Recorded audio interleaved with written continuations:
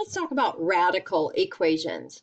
So a radical equation just means I've got a variable trapped inside of one of those radical symbols. It could be a square root, cube root, or any kind of root.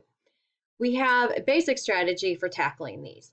That is, we're going to isolate the radical. We don't want anything added or subtracted with it or multiplied with it.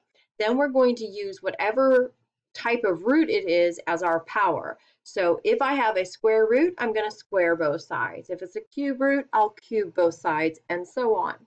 We do have a very important caution, and that is when I'm dealing with even power roots, we can sometimes introduce what we call extraneous solutions.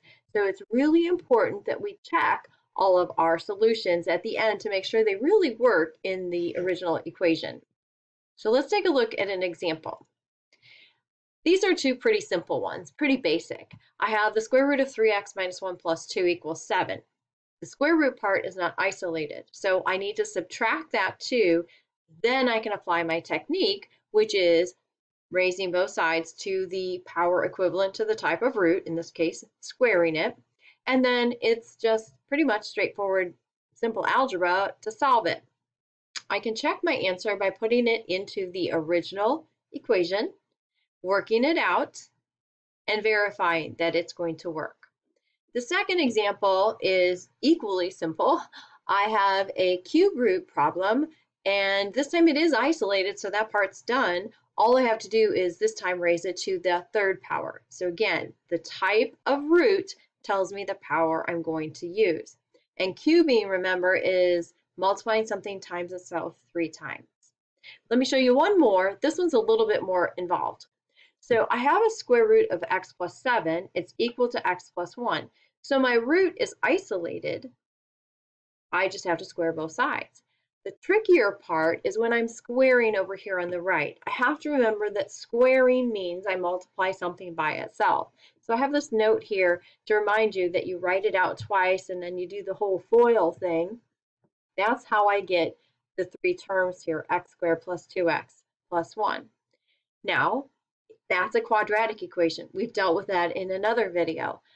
One of our normal techniques for solving that is to move everything to one side, get it equal to 0, and factor. So that's what I'm going to do in this case. Move everything over. It factors very quickly. I set each of my factors equal to 0, and then solve. Now you notice I crossed out the -3. It's not because it's a negative number and I just don't like them. It's because if I take that -3 and I plug that back in up here into the original equation, I get this as a result. The square root of 4 is equal to a -2. That's not true. Now, I know some of you might be saying, wait a minute, when I take the square root, I get a positive and a negative. That is true. But when I have the square root written like this, just as it is, no signs in front, that always indicates the positive or principal square root. So this is always a positive value that can't equal the negative.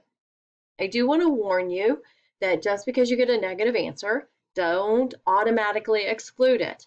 Always, always, always go back and check it in the original equation, because depending on how it's set up, that negative answer might actually work. Let me know if you have questions.